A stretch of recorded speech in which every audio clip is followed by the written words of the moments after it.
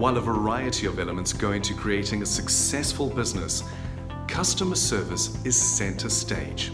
Every interaction the company has with a customer or potential customer can affect the business's bottom line. Often, customer service is what separates companies that thrive from those that fail. This is why it is imperative that businesses invest in quality customer service training programs. Offering customer service training to your employees doesn't just add value for the customer, it can drive sales and give you a strong competitive advantage. This workshop highlights the mistakes that can damage a customer's experience, both telephonically and in person.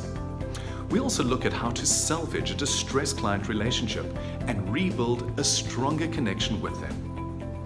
This workshop is especially suited to professionals in client-facing, support, or sales roles who want to develop their client service skills, whether telephonic or in person.